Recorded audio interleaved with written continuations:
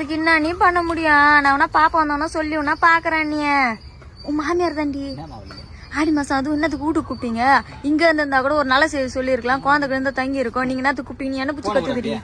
இந்தா ஹலோ அத்தா, என்ன அவனுக்கு வாய் வச்சு சும்மா இருக்க முடியல? கண்டத்தை வாய்க்கு சொல்றா. இப்ப வரும்போது வாயில குத்திட்டு வந்தவன தையல் போற அளவுக்கு.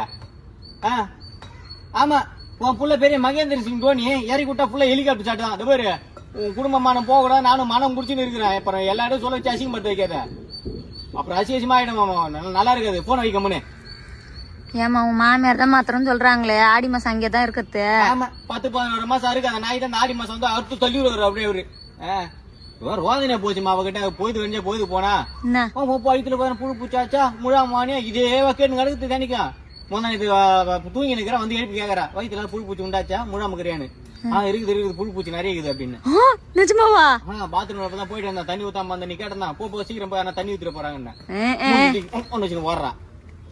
நான் என்ன சொல்றேன், குழந்தை கடவுளுக்கு ஒருத்த வரோம் கொடுக்காம போடுவாரு. இந்த வருஷம் இல்லாட்டா அடுத்த வருஷம் இல்லாட்டா அடுத்த வருஷம் இப்படியே மனம் முடிச்சுன்னு போனோம். இதெல்லாம் நம்ம ஆன்லைன்ல ஆர்டர் போட்டு 2 நாள் வந்து புழுக்குன்னு வைக்கிறதுக்கு இருந்தாலும் உனக்கு ரொம்ப தாமா வாயே இல்லைன்னா வாழ்க்கையை ஓட்ட முடியாதுமா.